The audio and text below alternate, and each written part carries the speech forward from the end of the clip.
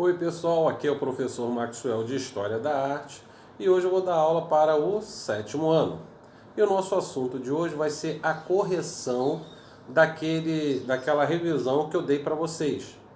E hoje, com isso, eu vou dar para vocês essa correção, essa revisão, ela vai valer para uma prova que vai dar a avaliação, né, que vai dar a vocês do segundo bimestre.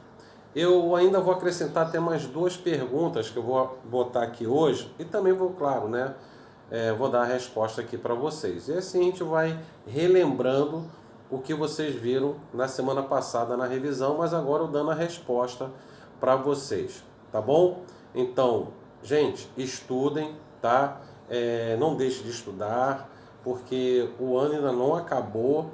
Essas videoaulas é importante, tá? Para dar continuidade ao estudo de vocês, tá? Vocês não vão perder esse ano. Esse ano ainda tem aula, tem continuidade. Nós não sabemos aí quando vai terminar essa pandemia e quando a gente vai voltar para as salas de aula. Enquanto a gente não volta, a gente vai ficando por aqui e filmando essas aulas aqui. Então estudem, não só a minha matéria, tá? Como história da arte que eu dou para vocês, mas também as outras matérias também. Vamos lá, vamos começar aí a nossa correção da nossa revisão, que vai cair nessa próxima avaliação. Vamos lá. Primeira pergunta, tá? O que os artistas barrocos queriam retratar em suas obras? Nós sabemos aí que os pintores barrocos, como a gente falou na revisão, que a gente comentou, é que o barroco ele usa muito a expressão e também usa muito as sombras, né? Tem muito sombreamento dentro das pinturas barrocas, tá? Mas vamos lá. A resposta essa é a resposta. As emoções dos personagens retratados, tá? Então, o que os artistas barrocos queriam retratar em suas obras? Resposta: as emoções dos personagens retratados. Então, quer dizer, se você vê aí vários pintores que a gente viu aí durante esses segundo bimestre, Caravaggio e outros, tá? Que, por exemplo, vai falar o quê? Dentro das suas obras, certo? Sempre vai usar a expressão e sempre usando muita a sombra. Esse é o estilo barroco, tá? Vamos lá, vamos agora para a segunda questão. Vamos lá. Quem é o artista que foi provavelmente o último grande pintor renascentista italiano e é considerado um dos precursores do barroco? Ele vai sair lá daquela coisa do Renascimento, tá? E vai entrar de cabeça no barroco, tá? No estilo, né? Que a gente fala, isso aí são estilos de pinturas. Quem é esse pintor aí, tá? É um pintor que ele vai se destacar e também muitos artistas da época vai se inspirar em suas obras, tá? Para pintar. É Jacopo Robusti Tintoretto. Ele é mais conhecido como Tintoretto, tá? Às vezes, eu já vi filmes aí, às vezes o cara fala assim, poxa, eu tenho um quadro de Toretto. Então, quer dizer, é incrível que quando a gente tem um pouco de conhecimento, às vezes você vê um filme, vê uma coisa, a pessoa fala sobre aquele pintor, e você fala, caramba, eu já ouvi falar nesse pintor. Então, Tintoretto, assim como ele é conhecido, tá? Mas o nome todo dele é Jacopo Robusti Tintoretto, italiano, e saiu do Renascimento, que também nasceu na Itália, e vai vir de mergulhar de cabeça no barroco, tá? Vamos lá, continuando aqui, vamos para a questão número 3.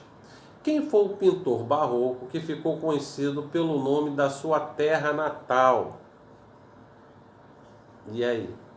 Quem foi? Nós fizemos, como eu falei anteriormente na nossa revisão, que foi um pintor que eu até trabalhei com ele um vídeo, eu fiz um vídeo só desse pintor barroco, porque apesar de tudo ele era um cara que tinha um gênio super forte e vai ser ter assassinado ele, né? Até jovem, tá?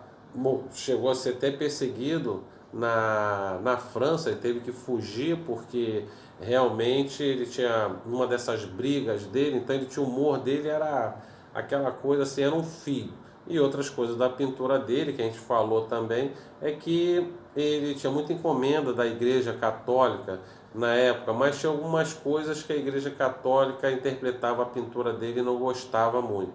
Tanto é que uma das pinturas dele está vendo um dos apóstolos de Jesus mostrando o ferimento que tem da lança, que quando Jesus foi morto, ele, o apóstolo de Jesus botando o dedo dentro da ferida, né, observando aquilo, e, como eu sempre falo, o barroco passa sentimento, você vê Jesus passando sentimento e a pessoa, um dos apóstolos dele, assim, abismado com aquela ferida e Jesus ressuscitou, como assim, né? Passa muita mensagem aquele quadro dele.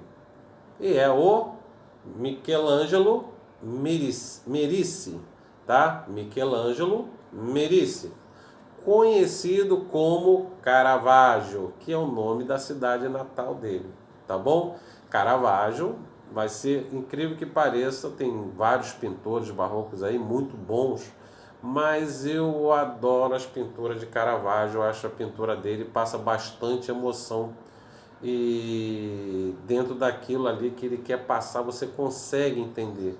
Sem dar uma palavra, você entende tudo o que ele passa ali naquele quadro. Caravaggio realmente é um baita pintor barroco. Vamos lá. Vamos para a próxima pergunta. Quem foi o artista barroco holandês considerado um dos mais expressivos artistas europeus? Incrível que pareça, esse pintor, ele assim, se destacou muito na opinião, muitos artistas também vão se espelhar nas suas obras, mas incrível que pareça, ainda sou mais assim, o estilo do Caravaggio, tá? Caravaggio eu achei que foi excelente pintor europeu, mas não podemos tirar também, as pinturas dele também são maravilhosas, também fizemos um vídeo sobre ele, tá?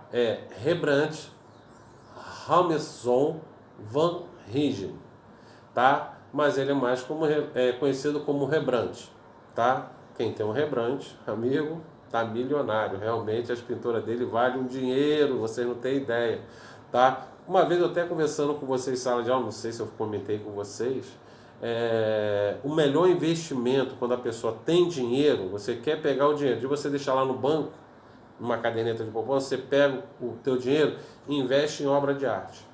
Por quê? Porque obra de arte, ela não desvaloriza, simplesmente ela valoriza muito mais. E quanto mais tempo esse pintor, você tiver um quadro dele, mais antigo ele for, ainda mais se esse artista tiver falecido, então aí vale um dinheiro. Então, se vocês amanhã ficar milionário, invista em arte, gente, é o que dá dinheiro, tá? Vamos lá, vamos para a questão número 5. Qual foi o pintor barroco que nasceu na cidade de Sevilha, na Espanha, e foi um pintor precoce e de grande sucesso e favorito de Filipe IV, rei da Espanha? Quem foi esse camarada? Realmente as pinturas dele, muitas delas, ele fez muito autorretrato, ele como se estivesse participando da pintura, tá? E como eu falei para você, existe muita sombra e realmente os quadros dele são maravilhosos também, tá? A gente está falando do espanhol Diego Velázquez, tá? Realmente também é um pintor que vai marcar o barroco europeu, tá? Esses que eu estou falando aqui são todos os artistas que marcaram o estilo barroco na Europa, tá bom? Vamos lá.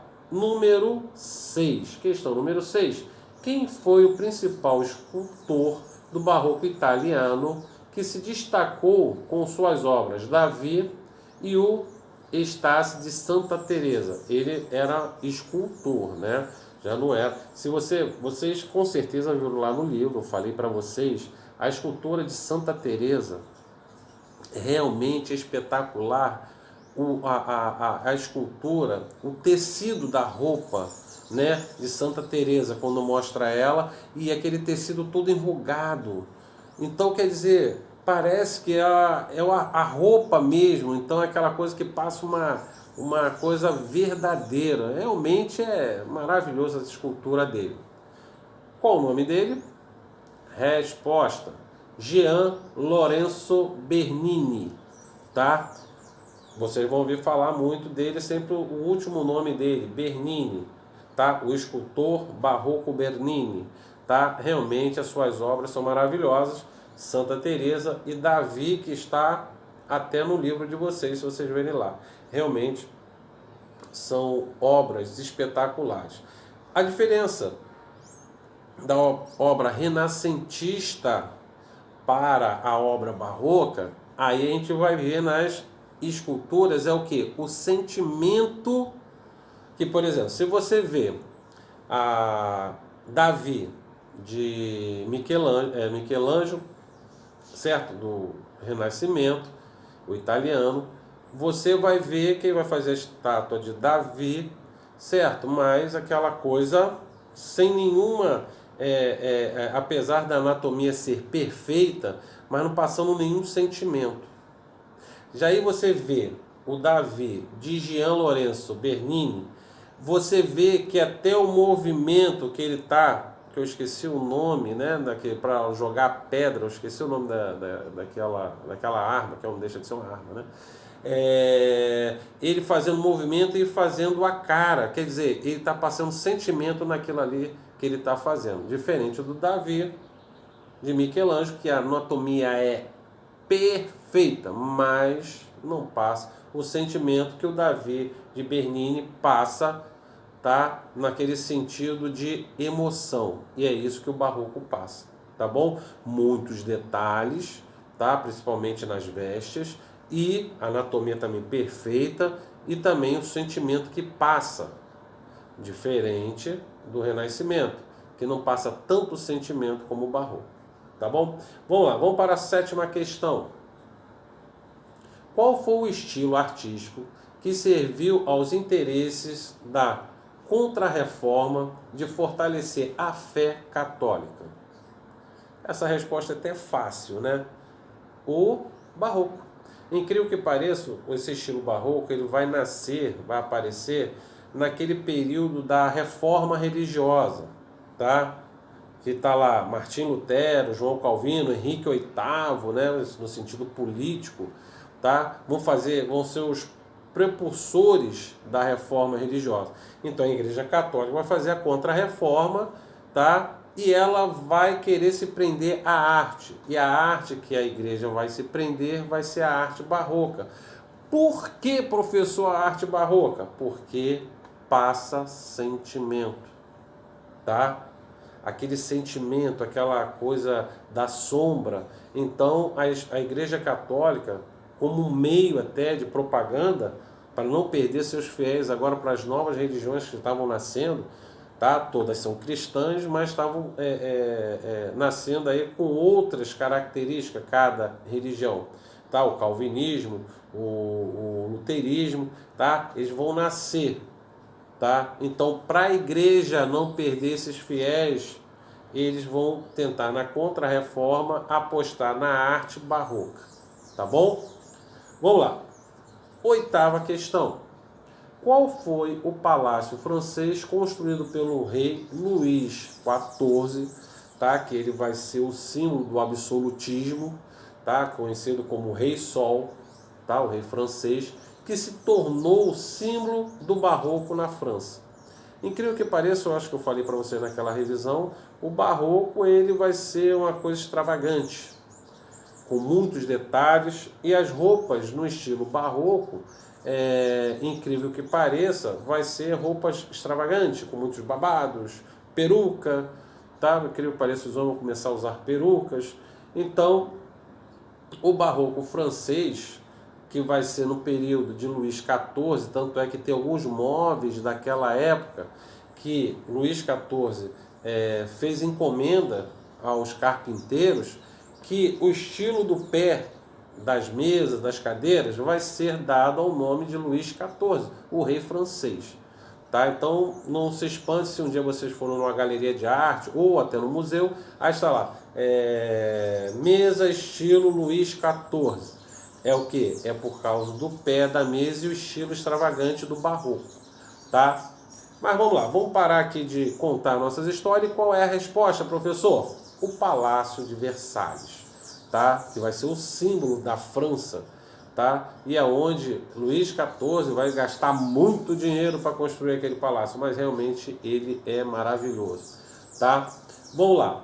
Questão número 9, essa vocês não têm, tá? Que eu falei para vocês, a 9 e a 10 que eu vou dar agora para vocês. Você pega o caderno, você já deve estar com o caderno na mão, corrigindo aí os nossos exercícios. Então você já aproveita e já anota aí a questão 9 e a questão 10, tá? Que vai cair na nossa avaliação do segundo bimestre.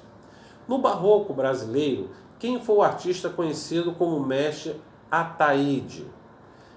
Falando de novo aqui para vocês. No barroco brasileiro, quem foi o artista conhecido como mestre Ataíde? Esse aí foi Manuel da Costa Ataíde, tá? Conhecido como mestre Ataíde. Ele, por exemplo, vai fazer nas igrejas, né? Porque a gente, na época do barroco aqui no Brasil, a gente estava no período do ouro. Então, as igrejas católicas vão, muitos fiéis naquela época vão pagar, né? A igreja católica ela vai ficar muito rica também, tá? Esse ouro doado à igreja, ela vai investir muitas obras. Para vocês terem uma ideia, você viu muita obra do mestre Ataíde lá em Ouro Preto, tá? E em Ouro Preto, não sei se vocês já foram lá, tem muita igreja. Eu fui lá em Ouro Preto, eu não acho que eu não conheci as metades das igrejas de lá, mas cada uma mais linda do que a outra. E o mestre Ataíde foi um desses mestres que faziam muitos afrescos, tá? Nos tetos dessas igrejas, tá bom? Além de tudo, além de pintor, ele também era escultor. Vamos lá. Questão número 10. Então a resposta da 9 é Manuel da Costa Ataíde, tá? Conhecido como mestre Ataíde. Número 10. Quem foi o artista brasileiro que era conhecido como Aleijadinho? Claro que muitos só conhecem como o nome dele artístico, que apelidaram, né?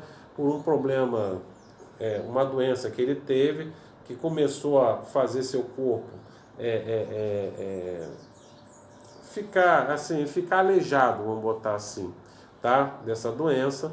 E dizem, né, que até quando ele ia fazer as suas esculturas, ele amarrava as ferramentas nas mãos, porque já não aguentava mais segurar para trabalhar, tá? E o nome de Aleijadinho é Antônio Francisco Lisboa, tá? Resposta da 10, que vocês não têm, tenho certeza que vocês estão copiando aí. A resposta é Antônio Francisco Lisboa. Eu, como um bom professor que sou para vocês, eu vou dar para vocês aí todo o questionário, já todo respondido, e vocês vão corrigir aí no caderno de vocês. Então, pegue aí a correção aí já escrita bonitinho. Veja aí.